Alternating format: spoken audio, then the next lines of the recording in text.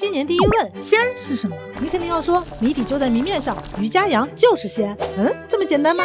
实际上，鲜字最早被发现是在西周早期青铜器上的铭文中，叫钟鼎文，也叫金文。在西周晚期，青铜器上的鲜字就更为常见。对应下钟鼎文认读对照表，这个是羊，这个是鱼。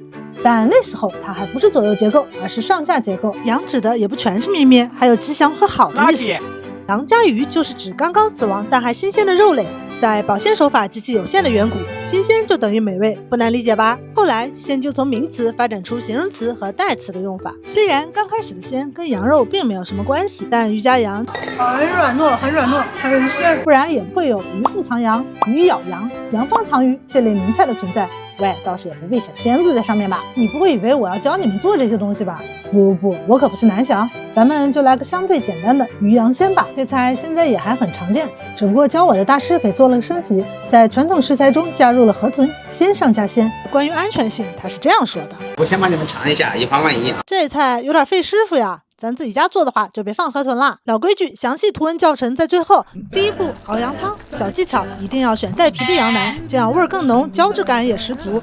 把羊腩切成3厘米见方的块，焯水，加入开水8搅，大火炖1个小时，直到汤白肉烂。记住了吗？加开水。第二步，熬鱼汤，小技巧，鲫鱼先蒸熟再去煎，用锅加猪油和菜籽油煎到金黄，再加开水，加入葱姜，大火烧20分钟到汤汁奶白，锅绿了，汤就可以用了。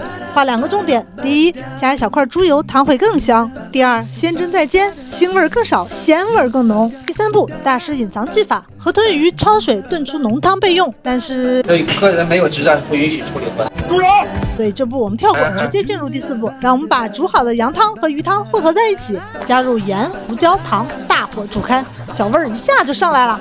再加入青蒜和香菜，你就可以喝汤了。我宣布，这是我吃过最软烂的羊肉，汤也鲜得不得了。什么？你问我哪来的羊棒骨？炖羊汤的时候顺便丢一些进去煮就好了。羊汤羊骨一锅出，美得不得了。那么多鱼羊菜，只有这一个菜流传最广，还不是因为它简单，还好吃。今天咱就吃到这儿，我是小卓，让我们下个好吃的见，拜拜。